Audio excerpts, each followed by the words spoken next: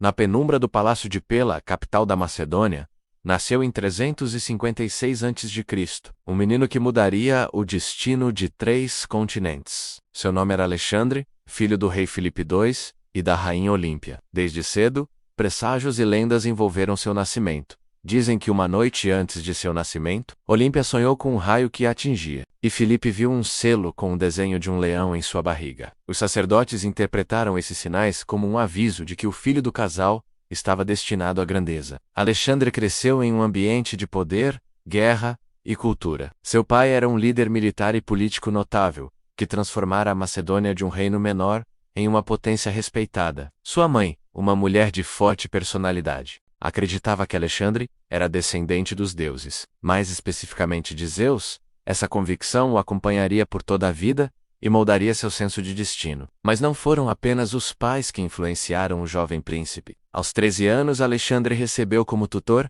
o filósofo Aristóteles, que o educou nas artes da retórica, da lógica, da ciência e da filosofia. Sob a orientação do mestre grego, Alexandre aprendeu a valorizar o conhecimento, a sabedoria e a cultura helênica. Aristóteles também lhe despertou a paixão pela Ilíada, e Alexandre passou a se identificar com o herói Aquiles, o guerreiro sem igual. Ainda na adolescência, Alexandre demonstrava coragem e habilidades militares impressionantes. Aos 16 anos, já comandava tropas e administrava o reino na ausência do pai. Um episódio marcante foi a domação do cavalo bucéfalo, que ninguém conseguia controlar. Alexandre percebeu que o animal se assustava com a própria sombra e o posicionou contra o sol. Montou-o com segurança e firmeza. Esse ato não só impressionou Filipe, como selou a lenda do vínculo entre o jovem e seu cavalo, que o acompanharia em quase todas as suas campanhas. Com o assassinato de Filipe II em 336 a.C., código, Alexandre subiu ao trono com apenas 20 anos. Seu reinado começou com desafios. Precisava consolidar sua autoridade e enfrentar revoltas internas. Mas sua resposta foi rápida e decisiva, destruiu a cidade de Tebas como exemplo e mostrou ao mundo que era jovem, mas impiedoso. Essa demonstração de força preparava o terreno para sua ambição maior, conquistar o Império Persa, o maior e mais rico do mundo na época. Mas Alexandre não queria apenas guerra. Ele via sua missão como algo maior: unir os povos sob uma mesma cultura. Liderar um império global, civilizar o mundo com os valores gregos, era a mistura perfeita entre o guerreiro e o visionário, o rei e o herói mitológico. Com a morte de Filipe II, o trono da Macedônia passou oficialmente para Alexandre. Muitos acreditavam que um jovem de apenas 20 anos não conseguiria manter o império recém-construído por seu pai. Os inimigos internos e externos duvidaram de sua capacidade de liderança. Algumas cidades-estado gregas, como Tebas e Atenas, viram na sucessão uma oportunidade de recuperar a independência. O que elas não sabiam era que estavam prestes a enfrentar não um garoto inexperiente, mas um comandante determinado e estrategista. Logo após assumir o trono, Alexandre agiu com rapidez. Reuniu o exército macedônio, reafirmou sua autoridade perante os nobres e marchou para a Grécia com força total. Quando Tebas se rebelou, Alexandre não hesitou. Sitiou a cidade e, após conquistá-la, destruiu-a completamente. Foi uma demonstração de poder calculada menos brutal o suficiente para servir de aviso às demais cidades, mas estratégica para evitar novas revoltas. Atenas, temendo o mesmo destino, rendeu-se sem resistência. Com a Grécia pacificada, Alexandre voltou-se para seu verdadeiro objetivo, a campanha contra o Império Persa. Seu pai havia sonhado com essa conquista, mas coube ao filho transformar o sonho em ação. O Império Persa, governado então por Dario III, era uma das forças mais poderosas do mundo, com vastos territórios que se estendiam da Ásia Menor até a Índia. Enfrentá-lo seria uma missão quase impossível, mas Alexandre estava convencido de que o impossível era apenas uma palavra. Em 334 a.C., Alexandre atravessou o Helesponto com cerca de 40.000 soldados. Antes mesmo de colocar os pés em solo asiático, fez uma parada simbólica, lançou sua lança no solo e declarou que tomaria toda a Ásia como herança. Era mais do que um gesto,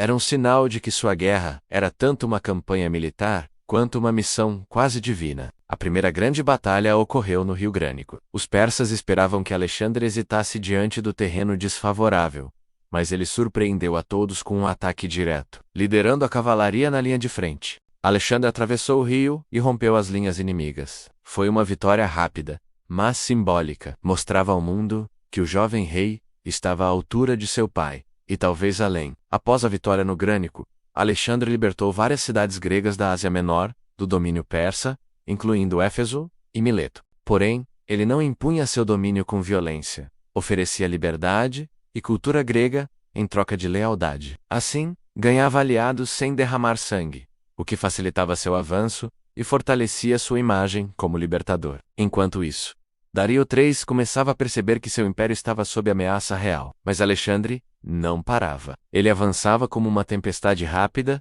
estratégica e devastadora. Após as vitórias iniciais na Ásia Menor, Alexandre começou a consolidar o controle sobre as regiões conquistadas. Ele não apenas deixava guarnições militares, mas também nomeava governadores locais, muitas vezes escolhendo líderes nativos para manter a ordem e facilitar a aceitação do novo poder. Esse cuidado estratégico demonstrava sua habilidade de governar, não apenas conquistar. Para Alexandre, a conquista era apenas o início de uma transformação cultural que ele sonhava espalhar por toda a Ásia. No ano seguinte, em 333 a.C., Alexandre encontrou o rei Dario III em Issos, uma região no sul da atual Turquia. Dario trouxe consigo um enorme exército, numericamente superior ao das tropas macedônias. No entanto, o campo de batalha estreito favoreceu os homens de Alexandre, que usaram a geografia e a formação compacta da falange para se proteger e avançar de forma coordenada. Durante a batalha, Dario fugiu, abandonando seu carro de guerra, sua família e uma grande quantidade de riquezas. Foi um momento humilhante para o rei persa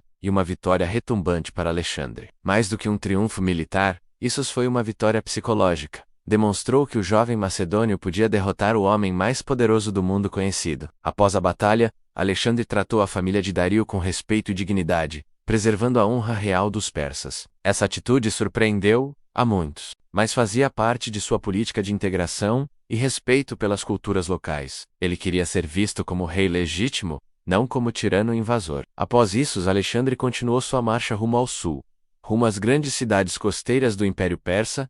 Uma das mais importantes era Tiro, uma cidade-fortaleza construída sobre uma ilha, fortemente protegida e estratégica para o domínio do Mediterrâneo Oriental. A resistência dos habitantes foi feroz, e o cerco à cidade durou 7 meses. Para conquistá-la, Alexandre ordenou a construção de um gigantesco aterro, ligando o continente à ilha. Foi uma das obras de engenharia mais audaciosas da antiguidade. Quando finalmente tomou Tiro, Alexandre puniu os rebeldes com severidade, mas poupou os que se renderam. Era mais um sinal claro: a lealdade seria recompensada, a resistência esmagada. Logo após Tiro, Alexandre seguiu para Gaza, onde novamente enfrentou resistência, e depois para o Egito, que se rendeu pacificamente. Lá ele foi recebido como um libertador. Os egípcios, que estavam sob domínio persa, viram em Alexandre um novo faraó. Ele respeitou os costumes locais, participou de rituais religiosos e fundou a cidade de Alexandria, que se tornaria um dos centros culturais mais importantes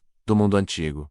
No Egito, Alexandre teve uma experiência marcante. Viajou até o oásis de Siwá para consultar o oráculo de Amon, onde teria recebido a confirmação de que era filho do Deus. Essa revelação fortaleceu ainda mais sua convicção de que seu destino era divino, deixando o Egito para trás com o título de faraó e a bênção dos deuses. Alexandre voltou sua atenção para o coração do Império Persa. Seu próximo grande desafio seria a Batalha de Gaugamela, em 331 a.C., um confronto decisivo que determinaria o destino de todo o Oriente. Dario III, desta vez determinado a recuperar sua honra e deter o avanço macedônio, reuniu um exército colossal. Estima-se que centenas de milhares de soldados persas se prepararam para enfrentar Alexandre, que comandava cerca de 40.000 homens. O campo de batalha foi cuidadosamente escolhido por Dario, amplo e plano, favorecendo o uso de carros de guerra e cavalaria pesada.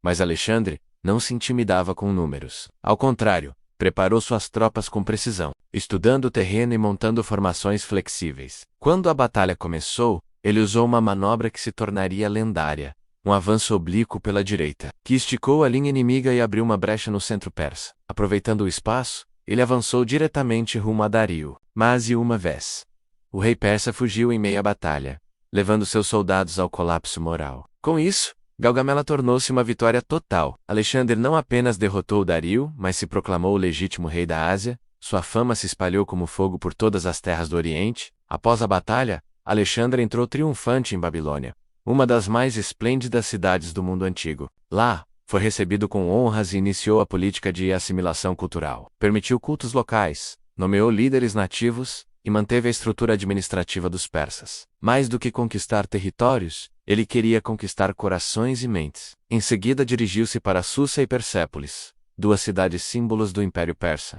Persépolis, o palácio real símbolo do poder aquemênida, foi incendiado. Não se sabe ao certo se foi um ato deliberado de vingança pelos ataques persas à Grécia, ou uma reação impulsiva após um banquete. O fato é que as chamas que consumiram Persépolis marcaram o fim simbólico da antiga dinastia persa. Apesar das vitórias, Alexandre ainda não havia capturado Dario. Ele partiu em perseguição ao rei fugitivo, atravessando montanhas e regiões inóspitas. Quando finalmente se aproximou, descobriu que Dario havia sido traído e assassinado por um de seus próprios sátrapas. Besso, diante do corpo de seu antigo inimigo, Alexandre reagiu com respeito, cobriu-o com seu manto real e ordenou que fosse sepultado com honras imperiais. Esse gesto não foi apenas simbólico. Alexandre passou a se ver de fato como sucessor legítimo de Dario, e não apenas como um conquistador estrangeiro. Sua política começou a refletir essa visão. Ele vestia trajes persas em cerimônias públicas, adotava títulos orientais e exigia que seus generais seguissem costumes locais. Esse comportamento começou a gerar tensão entre seus oficiais macedônios, que se sentiam desconfortáveis com o que viam como um afastamento das tradições helênicas. Enquanto Alexandre continuava sua marcha rumo ao leste, as diferenças culturais entre ele e seus generais macedônios tornavam-se cada vez mais evidentes. Muitos oficiais, acostumados à simplicidade da cultura helênica, viam com desconfiança as roupas, cerimônias e costumes persas, que Alexandre agora adotava. Ele exigia, por exemplo, a prosquinesis, um gesto de reverência comum entre os persas, em que os súditos se curvavam diante do rei. Para os gregos e macedônios, aquilo era humilhante, pois acreditavam que somente os deuses mereciam tal reverência. Mesmo assim, Alexandre mantinha sua postura. Ele não via sua missão como uma simples campanha militar, mas como um projeto de unificação cultural.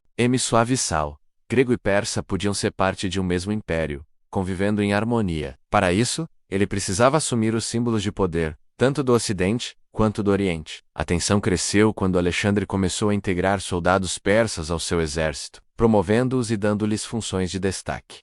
Muitos veteranos macedônios ficaram ressentidos. A lealdade era posta à prova, e o clima dentro da tropa começou a se desgastar. Foi nesse contexto que ocorreu o trágico episódio envolvendo Clito, o Negro, um dos oficiais mais leais e experientes de Alexandre. Durante um banquete, embriagado, Clito criticou duramente o rei por ter se afastado de suas raízes, e o acusou de desrespeitar os soldados que o haviam acompanhado desde o início. Alexandre, também bêbado e inflamado, perdeu o controle e, em um acesso de fúria, matou Clito com uma lança. O choque foi imenso. Alexandre caiu em profunda tristeza e arrependimento. Durante dias recusou comida e bebida, lamentando o assassinato de um amigo de infância. Esse episódio marcou um ponto de virada emocional em sua jornada. Se por fora ele parecia um conquistador invencível, por dentro começava a carregar o peso da solidão e das escolhas difíceis.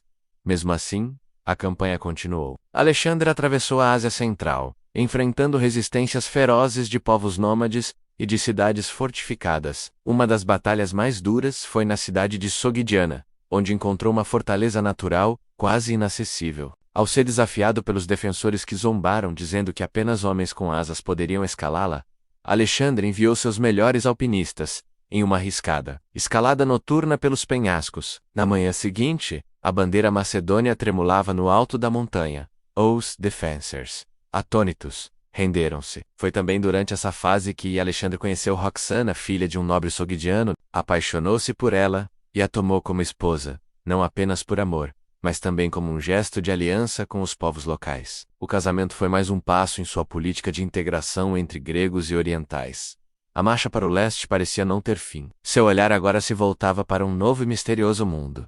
A Índia, a terra onde, segundo as lendas, habitavam seres exóticos e riquezas inimagináveis. Motivado por sua visão de um império que não conhecia limites e impulsionado pelo desejo de eternizar seu nome como o maior conquistador da história, Alexandre lançou sua campanha rumo ao subcontinente indiano. Era o ano de 327 a.C., e o exército macedônio já havia marchado milhares de quilômetros por desertos, montanhas e vales, superando obstáculos quase inimagináveis. Ainda assim, Alexandre queria mais. Ao atravessar o Hindu-Kush, uma cordilheira imponente e traiçoeira, menos os soldados enfrentaram frio extremo, terrenos íngremes e escassez de suprimentos. Muitos morreram durante a travessia, mas o exército seguiu firme sob a liderança incansável de Alexandre. Ele marchava lado a lado com seus homens, compartilhando do cansaço e dos perigos, o que lhe garantia lealdade mesmo em tempos difíceis. Na Índia, Alexandre encontrou uma nova realidade cultural, com reinos organizados, exércitos bem treinados e tradições milenares. Um dos primeiros reinos que enfrentou foi o de Taxila, que preferiu a diplomacia à resistência. O rei local, desejoso de uma aliança contra inimigos vizinhos, ofereceu sua submissão e foi recebido com respeito. Mas o verdadeiro teste viria logo depois, nas margens do rio Hidáspes, onde Alexandre enfrentaria o poderoso rei Poro, que comandava um exército numeroso e, para surpresa dos macedônios, contava com elefantes de guerra menos animais que os soldados europeus jamais haviam visto em combate. A Batalha do Hidáspes, travada em meio a chuvas intensas e lama, foi uma das mais difíceis da carreira de Alexandre. Apesar da força bruta dos elefantes e da resistência feroz dos guerreiros indianos, Alexandre venceu graças à sua astúcia e capacidade de manobra. Um movimento estratégico menos atravessar o rio de surpresa. Em um ponto distante permitiu-lhe atacar pelas costas e dividir o exército de Poro. Ao fim da batalha, em vez de humilhar o inimigo, Alexandre ficou impressionado com a bravura e dignidade de Poro. Quando lhe perguntou como queria ser tratado, o rei derrotado respondeu: como um rei, Alexandre não apenas poupou sua vida, mas o manteve como governante sob sua autoridade. Era mais uma demonstração do respeito que nutria por líderes corajosos, mesmo quando inimigos. Após a vitória, Alexandre desejava continuar avançando para o interior da Índia, onde outras riquezas e reinos esperavam. Mas seus soldados, exaustos, começaram a demonstrar resistência. Já estavam longe de casa há quase 8 anos, enfrentando climas diversos, batalhas constantes e saudades de suas famílias. No rio Ífases, Alexandre reuniu seus oficiais e tentou convencê-los a seguir viagem. Fez promessas, relembrou as vitórias passadas e invocou o sonho de conquistar o mundo. Ainda assim, o exército recusou-se a seguir. Foi o primeiro não que Alexandre recebeu em sua carreira militar. Resignado, mas sem demonstrar fraqueza, ele decidiu voltar. Mas o retorno não seria simples nem sem desafios. E Alexandre nunca escolhia o caminho mais fácil.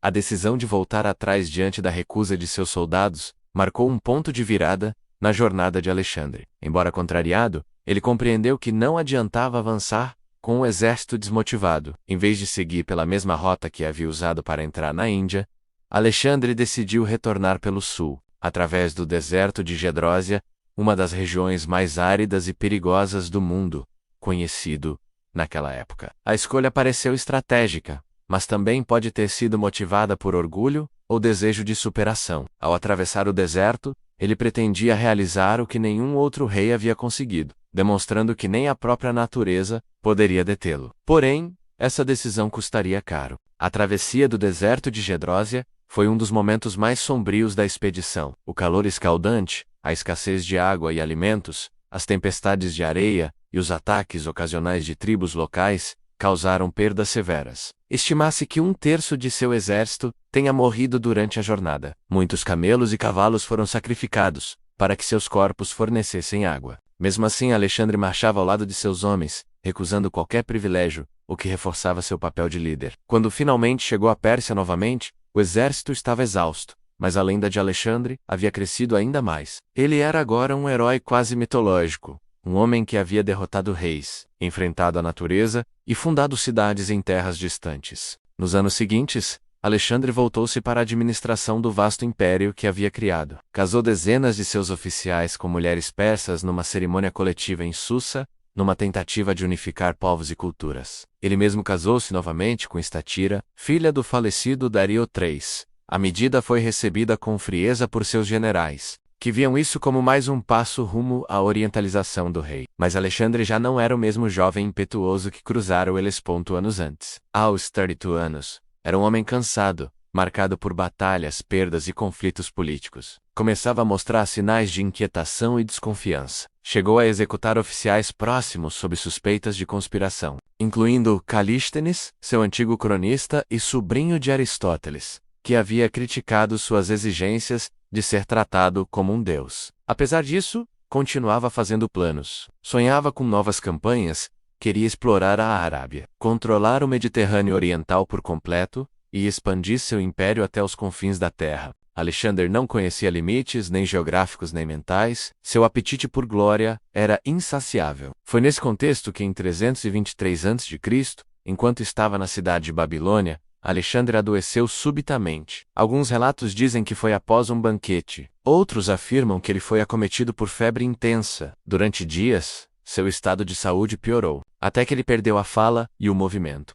Enquanto Alexandre jazia em seu leito, imóvel e silencioso, a atmosfera em Babilônia era de tensão e incerteza. Os generais, sem saber se ele sobreviveria, reuniam-se em segredo para discutir o futuro do império. Não havia um herdeiro direto e reconhecido. Roxana, sua esposa Sogdiana, estava grávida, mas ainda não havia dado à luz. Os soldados, por sua vez, exigiam ver seu rei. Após dias de espera e rumores, foi permitido que a tropa desfilasse silenciosamente diante de Alexandre, deitado, pálido e com os olhos semicerrados. Esse momento ficou marcado como uma das cenas mais emocionantes de sua vida. Mesmo sem falar, Alexandre reagiu com um leve gesto de cabeça a alguns soldados, tentando transmitir sua presença e coragem até o último instante. Era como se ele quisesse deixar uma última lembrança de força para seus homens. No 12º dia de febre, Alexandre morreu. Tinha apenas 32 anos. Sua morte repentina gerou muitas especulações ao longo da história.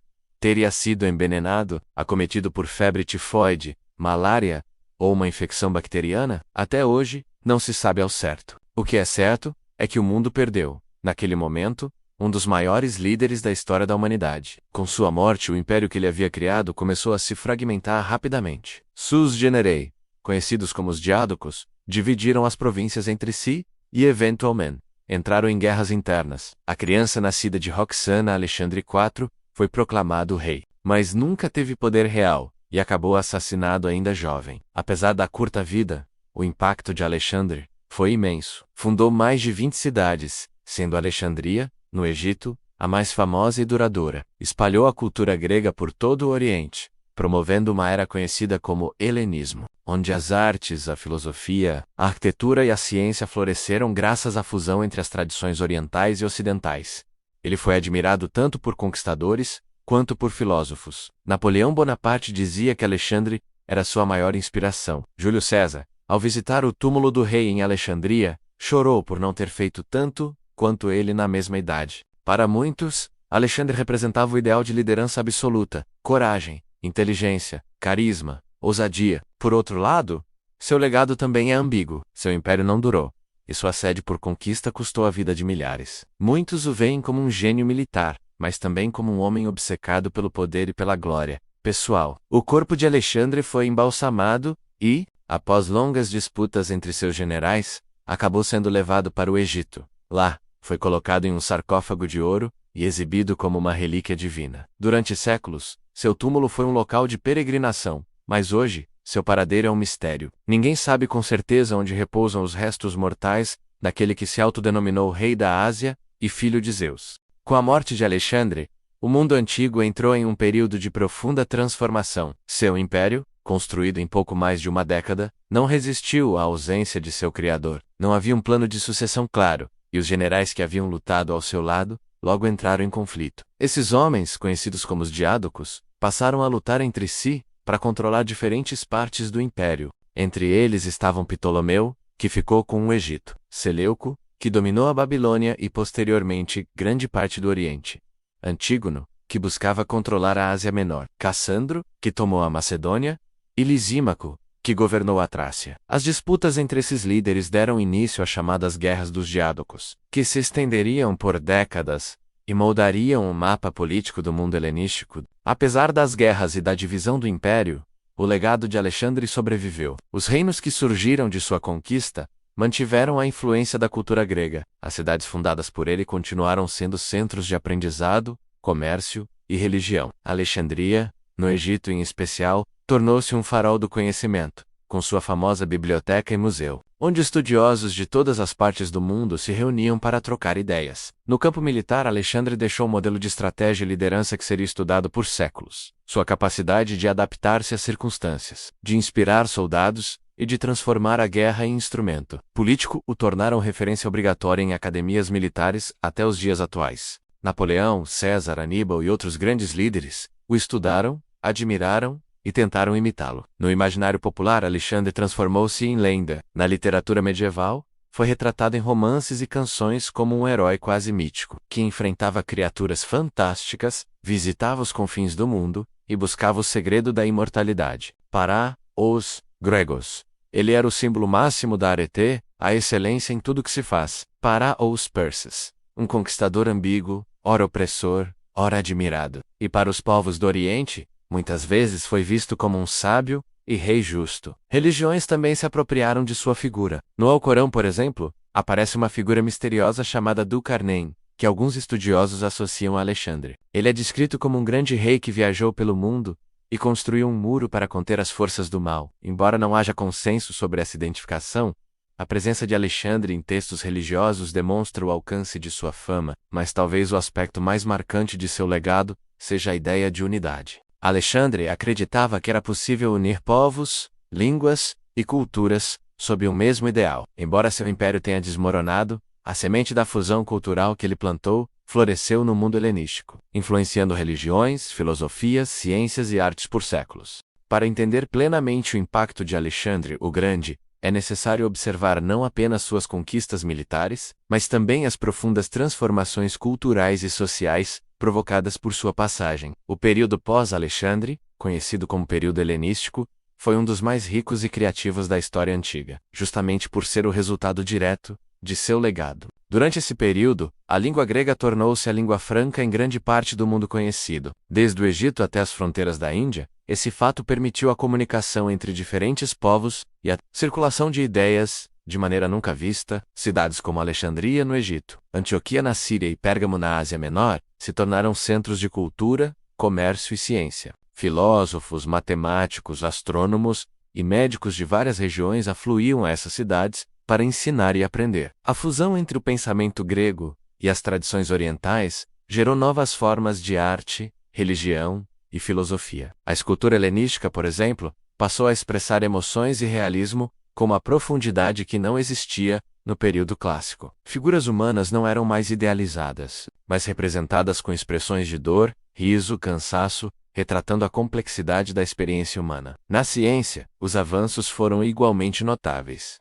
Alexandre, o matemático Euclides, sistematizou a geometria. Arquimedes desenvolveu princípios da física e da engenharia que ainda estudamos hoje. E o astrônomo Aristarco de Seimas propôs, muito antes de Copérnico, que a Terra girava em torno do Sol no campo religioso. A mistura entre crenças gregas e orientais deu origem a cultos sincréticos. Deuses passaram a ser identificados uns com os outros, Zeus com Amon, Afrodite com Ísis, entre outros. Surgiram também novas religiões mistéricas, com promessas de salvação pessoal, vida após a morte e rituais iniciáticos, que influenciaram posteriormente o cristianismo. Tudo isso foi possível porque Alexandre, ainda que motivado por ambição, cultivava a ideia de integração cultural. Ele não apenas impunha sua cultura, ele também absorvia, vestia-se como persa, casava com mulheres de outros povos, incentivava seus soldados a fazerem o mesmo, e mantinha administradores nativos em muitas das regiões conquistadas. Isso não era comum entre conquistadores,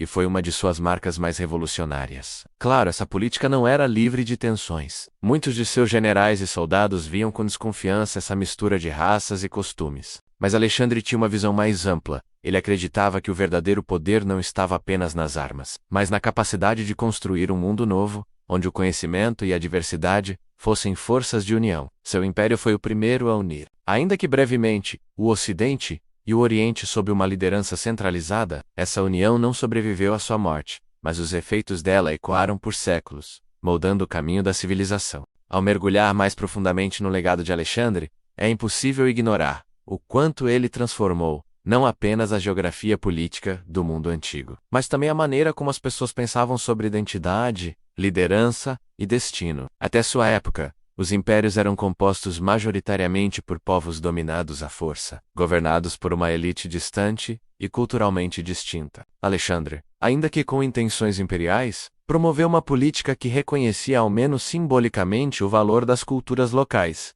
Isso era refletido em seus gestos e decisões. Ele nomeava persas para cargos importantes, participava de cerimônias religiosas locais e fazia questão de aprender os costumes dos povos conquistados. Embora alguns vejam isso como estratégia política, muitos estudiosos modernos reconhecem que havia uma visão ideológica genuína em sua busca por integração. Sua educação teve papel crucial nisso. Aristóteles, seu tutor, havia lhe ensinado que os gregos eram superiores, mas também o expôs ao pensamento crítico, à observação e à lógica. Alexandre levou essas ideias ao campo de batalha, mas também à administração e à diplomacia. Enquanto Aristóteles via os não-gregos como bárbaros, Alexandre os via como parceiros em um projeto mais amplo, um império multicultural. Ao fundar cidades, e foram muitas, geralmente chamadas de Alexandria, ele não as criava como colônias puramente militares. Muitas vezes, eram planejadas como centros comerciais, administrativos e culturais. Reunia ali soldados, comerciantes, sábios, engenheiros e famílias de diferentes origens. Essas cidades se tornaram modelos de convivência entre gregos, egípcios, persas, babilônios, judeus e tantos outros povos. Mas mesmo um líder tão visionário não era isento de falhas. Alexandre também foi responsável por atos de extrema violência, massacres como o de Tebas, punições severas contra cidades resistentes e execuções de aliados suspeitos de traição, mostram um lado autoritário e implacável. A figura de Alexandre, portanto, é complexa e cheia de contrastes, um herói para uns, um tirano para outros. Além disso, seu desejo de ser adorado como um deus gerava desconforto entre seus companheiros mais próximos. A cultura grega via com reservas a divinização de seres humanos. Ainda assim, Alexandre aceitava com naturalidade os títulos divinos que lhe eram concedidos no Egito e em outros lugares. Ele via nisso não apenas um gesto simbólico, mas uma legitimação de sua missão,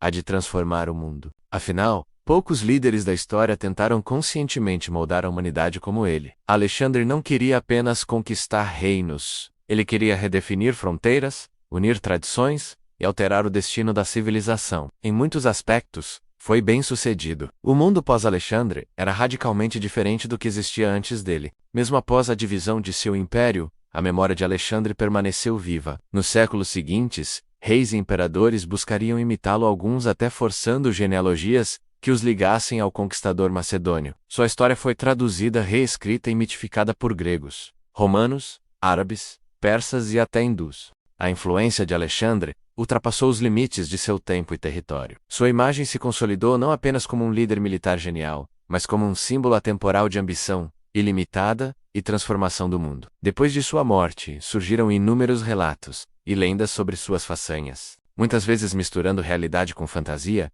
um sinal claro de que sua figura havia transcendido a história e alcançado o domínio do mito. Uma das formas mais curiosas de sua perpetuação foi o chamado Romance de Alexandre, uma obra literária que surgiu alguns séculos depois de sua morte. Nessa narrativa, ele é retratado como um herói que viaja pelo mundo enfrentando monstros, cruzando terras mágicas e até mesmo tentando alcançar o céu em um carro puxado por grifos. Esse texto foi traduzido para dezenas de idiomas, incluindo árabe, armênio, persa, siríaco e latim, espalhando ainda mais sua fama e reforçando seu status de figura mítica global. Ao mesmo tempo, a herança deixada por Alexandre no plano real e tangível foi igualmente duradoura. O mundo helenístico que ele deixou influenciou diretamente o surgimento do Império Romano, que herdou muito da organização política, da arte, da arquitetura e da filosofia desenvolvidas nas cidades fundadas por Alexandre e seus sucessores. Roma, em muitos aspectos, viu-se como continuadora do projeto alexandrino de unificação e dominação civilizatória.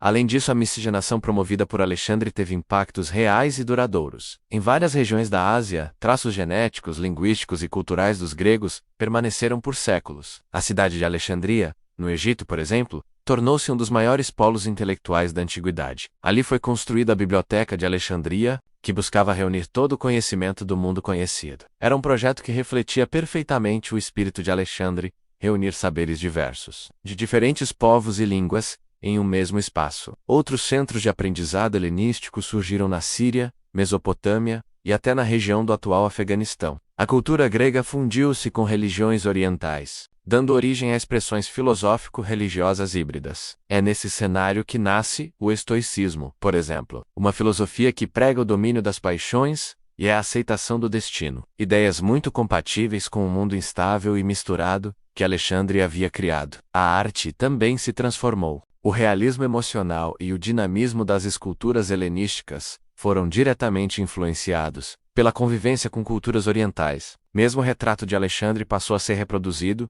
de maneira idealizada, com traços heróicos e divinos, como uma figura intermediária entre o homem e o Deus. É interessante notar que Alexandre nunca perdeu uma batalha, um feito raríssimo na história militar. Mas talvez sua maior vitória tenha sido cultural. Ele não apenas conquistou territórios, mas promoveu um intercâmbio entre civilizações que moldaria o futuro da humanidade. Essa troca de ideias, línguas, religiões e valores teve consequências que atravessaram os séculos. Por fim, Alexandre não deixou descendentes diretos que sobrevivessem. Seu filho com Roxana, Alexandre IV, foi assassinado ainda jovem, vítima das disputas pelo poder entre os generais. Assim, não houve uma dinastia alexandrina no sentido tradicional, mas seu legado foi adotado por muitos. De Ciro o Grande a Napoleão Bonaparte, de Júlio César a Hitler, inúmeros líderes buscaram inspiração em sua trajetória, seja por admiração, seja por tentativa de igualar-se a ele.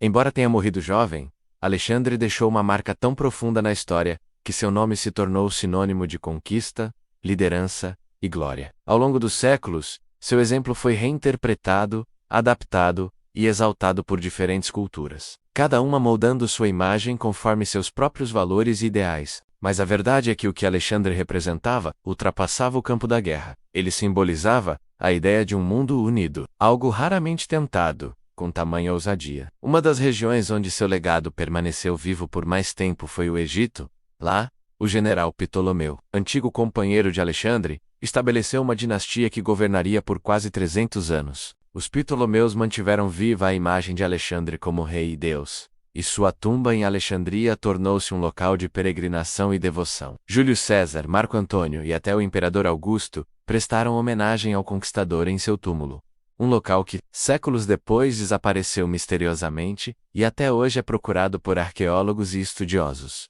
A cidade de Alexandria, por sua vez, foi o símbolo mais duradouro do sonho alexandrino, com seu porto movimentado, sua biblioteca monumental e seu farol, uma das 7 maravilhas do mundo antigo. Tornou-se o elo entre a cultura grega e as tradições egípcias e orientais. A cidade reunia judeus, gregos, egípcios e romanos, todos convivendo e compartilhando saberes. Isso nunca teria acontecido sem o impulso inicial de Alexandre. Na Ásia Central, há ainda hoje regiões que guardam traços culturais da presença grega. No atual Afeganistão e Paquistão, por exemplo, surgiu o reino greco-báctrio, que floresceu séculos após a morte de Alexandre, mantendo viva a fusão cultural entre Oriente e Ocidente. Nessa região nasceu uma forma única de arte, o estilo greco-budista, em que o Buda era representado com traços helênicos, como túnicas gregas, e expressões serenas, inspiradas na escultura clássica. Religious Cement.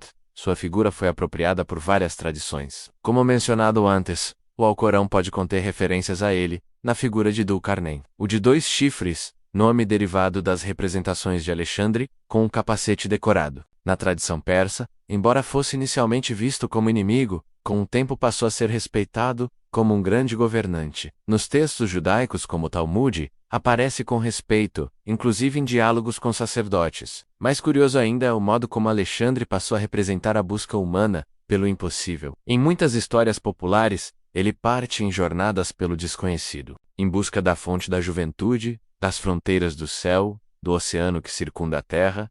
Essas histórias cruzaram fronteiras e foram contadas em diferentes idiomas: grego, árabe, armênio, hebraico, latim, georgiano, farsi, entre outros. Com o tempo, o homem se tornou símbolo, e o símbolo se tornou mito. Com a consolidação de sua imagem mítica, Alexandre passou a habitar não apenas os livros de história, mas também os corações e mentes de gerações que sequer conheciam sua verdadeira trajetória. Reis, imperadores, poetas e profetas invocavam seu nome como um símbolo máximo de poder e glória. Ele deixou de ser apenas um general e se tornou uma ideia, a de um ser humano capaz de ultrapassar todos os limites geográficos, culturais, humanos e até divinos. O fascínio que Alexandre despertava pode ser visto no modo como ele continuou sendo estudado, homenageado e emulado ao longo dos séculos. Durante a Idade Média, os manuscritos do Romance de Alexandre circularam por toda a Europa e Oriente Médio, muitas vezes ilustrados com imagens fantásticas. Em algumas versões, ele é descrito como um rei sábio, que desce ao fundo do mar, em um sino de vidro para descobrir os segredos do oceano, ou que voa até o céu em uma carruagem puxada por grifos, tentando ver o trono de Deus. Essas histórias não visavam precisão histórica, mas sim inspiração. Alexandre havia se tornado um arquétipo, o homem que ousa, que rompe as fronteiras do possível. Essa visão se fortaleceu no Renascimento, quando o mundo redescobriu a antiguidade clássica. Artistas como Leonardo da Vinci, Rafael e Veronese o retrataram em pinturas e tapeçarias, destacando como modelo de virtude, coragem e inteligência. Durante o Iluminismo e os séculos seguintes, Alexandre continuou a ser estudado nas academias europeias, como exemplo de liderança e estratégia. Napoleão Bonaparte, em especial, via em Alexandre um espelho de si mesmo, imitava seus gestos, estudava suas batalhas, e sonhava com uma conquista tão vasta quanto a do rei macedônio. Napoleão chegou a dizer: "Quem não quer ser outro Alexandre?" No mundo moderno,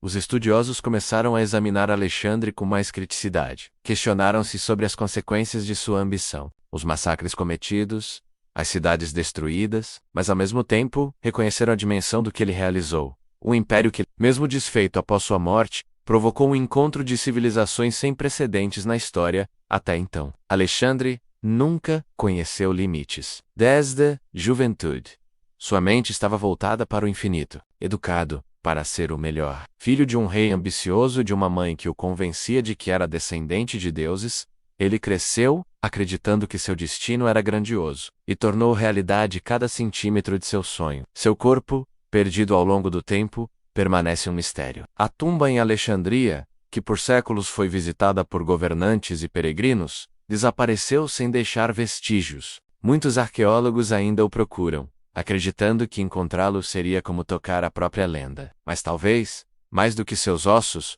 o verdadeiro Alexandre esteja espalhado pelo mundo, menos nas ideias que unificou, nas culturas que conectou, nos líderes que inspirou, nas cidades que ainda existem com seu nome, e nas histórias que, 2 milênios depois, ainda encantam a humanidade. Quando tentamos compreender o fenômeno Alexandre com os olhos de hoje, é fácil reduzir sua trajetória a números. Venceu mais de 20 batalhas, marchou cerca de 30 mil quilômetros, fundou mais de 20 cidades e, em apenas 13 anos, construiu o maior império até então conhecido. Mas por trás desses números, está um ser humano profundamente complexo, cheio de contrastes, estrategista brilhante e impulsivo, visionário idealista e autoritário, cultivador de culturas e destruidor de cidades. E é justamente essa multiplicidade que torna sua figura tão fascinante e duradoura. Desde pequeno, Alexandre foi incentivado a acreditar que seu destino era grandioso. Conta-se que, ainda criança, chorava porque não havia mais mundos para conquistar. Educado por Aristóteles, aprendeu sobre filosofia, ética, política e ciências. Seu tutor incutiu nele a noção de que a virtude e o conhecimento eram tão importantes quanto a bravura em combate. Alexandre cresceu com a mente tão afiada quanto a espada. Seus feitos militares foram revolucionários. Ele reinventou a guerra com suas formações de infantaria, a famosa falange macedônia, combinada com cavalaria pesada, arqueiros e infantaria leve, formando uma máquina de combate móvel e altamente adaptável. Ele usava a velocidade, a surpresa e a flexibilidade tática como ninguém. Mas mais que isso, Alexandre entendia a psicologia do inimigo, sabia quando atacar, quando negociar e quando se tornar um mito vivo para minar a moral do adversário. Apesar de todas as suas vitórias, Alexandre não era insensível às dores da guerra. Em vários momentos demonstrou pesar pelas mortes, tanto de amigos quanto de soldados comuns. Depois da Batalha de Gaugamela, por exemplo, prestou homenagens aos mortos, inclusive aos inimigos. Quando seu fiel cavalo Bucefalo morreu, fundou uma cidade com o nome do animal, um gesto de luto e reverência que mostrava sua capacidade de afeto em meio ao caos. Seu relacionamento com os generais também era complexo. Admirado por muitos, temido por outros, Alexandre exigia lealdade total. Aqueles que ousavam criticá-lo abertamente, como Clito, pagavam com a vida. E à medida que ele se afastava das tradições macedônias e adotava costumes persas, aumentavam os atritos. Ainda assim, a maioria de seus comandantes permaneceu ao seu lado, até o fim, menos talvez pela admiração, talvez porque sabiam que estavam fazendo parte de algo maior do que qualquer outro projeto político da época. Do ponto de vista pessoal, Alexandre era um homem introspectivo, curioso e dotado de uma energia quase sobrenatural, dormia pouco, lia muito, Gostava de debater filosofia e era profundamente supersticioso. Consultava oráculos, respeitava os sinais divinos e acreditava que os deuses o guiavam, especialmente Zeus, que passou a considerar seu verdadeiro pai. Esse sentimento de destino divino não o tornava arrogante, no sentido vulgar da palavra, mas o colocava em um estado de constante busca por grandeza,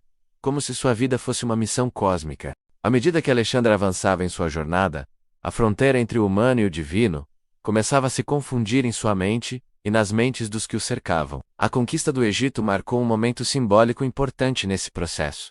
Ao ser recebido como libertador e proclamado filho do deus Amon, no oráculo de Siwa, Alexandre passou a acreditar cada vez mais em sua origem divina. Para muitos, esse foi o ponto em que ele deixou de ser apenas um rei mortal e passou a se ver como instrumento direto da vontade dos deuses. A partir desse momento, ele passou a exigir especialmente de persas e orientais que o tratassem com reverência divina, com rituais como a prosquínesis, inclinar-se ou ajoelhar-se diante do rei. Isso desagradou seus soldados macedônios e generais gregos, que viam tal atitude como uma afronta às tradições de igualdade e camaradagem entre os guerreiros. No entanto, para Alexandre, essa forma de culto era necessária para unificar o império e reforçar sua posição como soberano absoluto, além de consolidar o respeito dos povos conquistados. Essa crescente percepção de si mesmo como figura quase divina provocava admiração, mas também medo e isolamento. Os episódios de fúria se tornaram mais frequentes. Um dos mais trágicos foi a morte de Clito, o Negro, amigo de infância e companheiro de guerra, que ousou criticar o comportamento do rei e sua orientalização. Num acesso de raiva, Alexandre matou Clito com sua própria lança. Depois, profundamente arrependido, chorou durante dias. Esse episódio revela o conflito interno do conquistador, entre o homem e o mito, entre a amizade e o poder, entre o passado e a ambição. No campo político, Alexandre mostrou ser um mestre da adaptação. Não impunha uma única forma de governo, mas permitia que cada região mantivesse parte de sua estrutura local, desde que submetida à sua autoridade. Ele nomeava sátrapas, governadores nativos, ao lado de oficiais macedônios, criando uma rede de poder binária, que, embora instável, funcionava no curto prazo. Isso garantia certa autonomia aos povos conquistados e, ao mesmo tempo, fidelidade ao rei. A construção de cidades também fazia parte dessa estratégia. Essas cidades não eram apenas postos militares, eram centros de difusão cultural, econômica e ideológica. Elas abrigavam mercados, academias, teatros e templos. A ideia era clara: espalhar a cultura helênica enquanto absorvia os elementos locais. O resultado foi uma era de intensa fusão cultural, que influenciou profundamente o Mediterrâneo, o Oriente Médio e partes da Ásia Central por séculos. É curioso notar que, apesar de sua fome por conquistas, Alexandre também era um amante do conhecimento. Costumava viajar com geógrafos, astrônomos, médicos, botânicos e historiadores. Durante sua marcha pelo mundo, registravam-se rotas, estudavam-se espécies, mapeavam-se rios e montanhas. Era uma conquista não só de territórios, mas também do saber. Poucos generais levaram consigo tantos estudiosos e intelectuais quanto Alexandre. Em seus momentos de descanso gostava de ler, especialmente Homero. A obra Ilíada o acompanhava constantemente, e ele via em Aquiles seu reflexo, o herói que vivia para a glória. Mesmo que isso significasse uma vida breve, esse ideal moldava sua conduta. Alexandre não queria viver muito. Queria viver de forma grandiosa e ser lembrado para sempre. Nos últimos anos de sua vida, Alexandre parecia viver sob a sombra de sua própria lenda. Já não era apenas um rei, um conquistador ou um herói, era uma entidade viva, reverenciada, temida e por vezes incompreendida. O peso de manter um império tão vasto, de atender às expectativas divinas que ele mesmo acreditava representar, e de lidar com as intrigas internas, começaram a cobrar um preço alto. Ao retornar da Índia, Alexandre ainda tinha planos ambiciosos. Preparava uma nova expedição rumo à Arábia. Sonhava com a exploração da costa africana e, segundo alguns relatos, pensava até em conquistar as terras ao redor do Mediterrâneo Ocidental. Sua mente fervilhava de ideias, mas o corpo já mostrava sinais de exaustão. Ele havia enfrentado dezenas de batalhas, marchas intensas, climas extremos e sofrido ferimentos graves, incluindo um no pulmão e outro na perna, que o acompanharam até o fim. Além do desgaste físico, vinha o isolamento político. Os generais mais antigos, que haviam marchado com ele desde a Macedônia, sentiam-se cada vez mais distantes do novo Alexandre o Rei, que agora se comportava como um deus. Cercado por cortesãos orientais, adotando costumes que desprezavam, muitos se perguntavam: Onde estava o jovem Alexandre que dividia o pão com seus soldados e marchava ao lado da infantaria? Mas o conquistador não parecia disposto a recuar. No auge de seu poder, fundou ainda mais cidades, reforçou a moeda imperial, consolidou rotas comerciais e expandiu a administração de forma inédita. Em Babilônia, passou a arquitetar o futuro do império. Queria novas colônias, casamentos mistos entre povos, academias para o ensino da língua grega e, segundo alguns relatos, até um exército multinacional, composto por soldados das mais diversas etnias. Nesse momento, Alexandre havia se transformado mais em arquiteto de civilizações do que em simples guerreiro. Ele sonhava com uma humanidade integrada, cosmopolita, onde as fronteiras culturais fossem ultrapassadas pela razão, pelo comércio e pelo aprendizado. Uma visão que, embora avançada para sua época, era também difícil de ser aceita por um mundo ainda tribal, marcado por lealdades locais e conflitos étnicos. Foi nesse cenário de planejamento e grandiosidade que, em 323 a.C., Alexandre caiu gravemente doente. Há diversas hipóteses sobre sua morte: febre tifoide, malária, pancreatite, envenenamento ou até uma doença autoimune. O certo é que, após dias de agonia, ele sucumbiu. Disse que em seu leito de morte, ao ser perguntado a quem deixaria seu império, ele teria respondido ao mais forte. Uma frase enigmática que lançou seu mundo em décadas de guerras civis. Assim partiu Alexandre, o homem que ousou ser mais que homem. Sua morte aos 32 anos encerrou uma vida curta, mas intensa, cheia de conquistas e contradições. O mundo nunca mais seria o mesmo depois de sua passagem. Com a morte de Alexandre em 323 a.C., o gigantesco império que ele havia criado em pouco mais de uma década mergulhou em um vácuo de poder. Não havia um plano de sucessão claro. Seu único filho legítimo, Alexandre IV, ainda estava por nascer, fruto de sua união com Roxana. Seu meio-irmão, Filipe III Arrideu, era mentalmente incapaz de governar sozinho. Isso criou um impasse entre seus generais, que resultaria nas violentas e longas guerras dos diádocos, os sucessores. Esses generais veteranos de suas campanhas dividiam-se entre manter o império unido ou tomar para si partes do território. A princípio, tentaram manter a ilusão de unidade. Filipe III foi proclamado rei ao lado de Alexandre IV, ainda bebê, com o regente Pérdicas assumindo o comando temporário. Mas logo a ambição falou mais alto. Um a um, os antigos aliados de Alexandre começaram a se rebelar. Ptolomeu, que havia recebido o Egito, logo tratou de garantir sua independência. Ele sequestrou o corpo de Alexandre enquanto este era transportado para a Macedônia e o levou para Alexandria. A posse dos restos mortais do rei conferia prestígio e legitimidade, e Ptolomeu sabia disso. Assim, Alexandre foi sepultado no Egito, onde sua tumba se tornou um local de culto e também um símbolo do poder ptolomaico. Seleuco tomou a Babilônia e fundou o que viria a ser o Império Seleucida, abrangendo vastas regiões da Ásia. Antígono, por sua vez, tentou controlar a Ásia Menor, sendo combatido por uma coalizão liderada por Cassandro, Lisímaco e Ptolomeu. O resultado foi um cenário político fragmentado, marcado por traições, batalhas e assassinatos. Nesse processo, o jovem Alexandre IV e sua mãe Roxana foram mantidos sob proteção por alguns generais, mas logo se tornaram obstáculos políticos. Para evitar ameaças ao seu domínio, Cassandro, que controlava a Macedônia,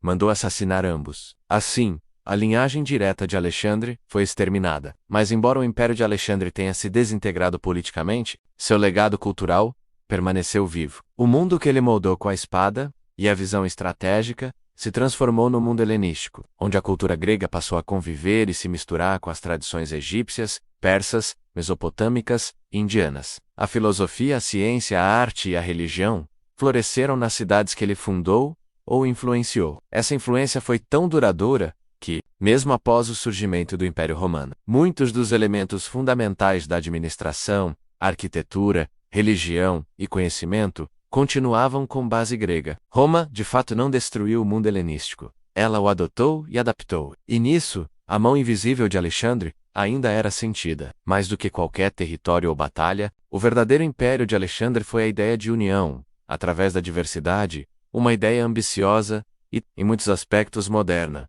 Ele enxergava além da etnia, da língua ou da religião. O que importava era a capacidade de fazer parte de um projeto maior, de uma civilização ampliada, na qual o saber, o comércio e a arte serviam de pontes entre os povos. Ao examinarmos a trajetória de Alexandre com o distanciamento dos séculos, percebemos que sua grandeza não está apenas nas conquistas militares, mas principalmente na revolução cultural e filosófica que ele provocou. A fusão entre Oriente e Ocidente, promovida deliberadamente por ele, estabeleceu os fundamentos para o surgimento de uma nova era, a do mundo helenístico, uma época de intensa troca de saberes, crenças e modos de vida. Essa nova realidade possibilitou o florescimento de escolas filosóficas, como o estoicismo e o epicurismo, que refletiam as angústias e aspirações de um mundo mais amplo e complexo, onde o indivíduo não era apenas cidadão de uma cidade-estado, mas parte de uma rede cosmopolita de culturas. O estoicismo, por exemplo, ensinava que todos os homens são irmãos, e que a virtude é o bem supremo, ideias que se harmonizavam com a visão de Alexandre de um mundo unido, ainda que governado pela força.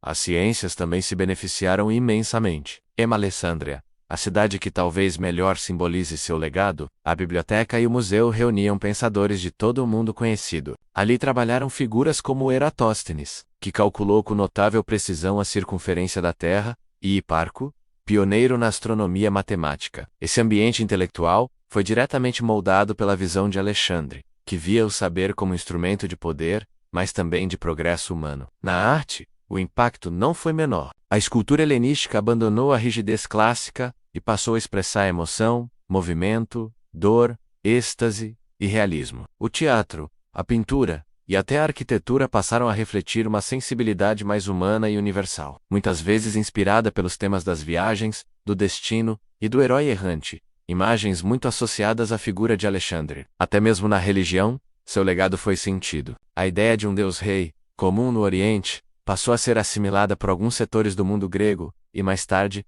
romano. Isso abriu espaço para o surgimento de cultos imperiais, e mais adiante, influenciaria a forma como o cristianismo se espalharia pelo mundo. Adotando estruturas administrativas e modelos de organização herdados do Império Helenístico, é também digno de nota o modo como Alexandre foi retratado nas mais diversas tradições culturais. Para os gregos, ele era o novo Aquiles. Para os persas, um conquistador ambíguo que havia humilhado e ao mesmo tempo admirado seu império. Para os indianos, um invasor audacioso que tocou as fronteiras do mundo conhecido. Para os árabes, um herói divinamente guiado. Para os romanos, o padrão de todo imperador. Para os cristãos medievais, um herói épico. Para o mundo moderno, um misto de gênio militar e utopista precoce. Esse mosaico de interpretações só reforça o que ele próprio já parecia compreender em vida. Ser Alexandre era mais do que ser rei, era ser lenda. Poucos nomes atravessaram os séculos com tanto peso quanto o de Alexandre. Seu legado sobreviveu não apenas em monumentos, cidades e livros de história,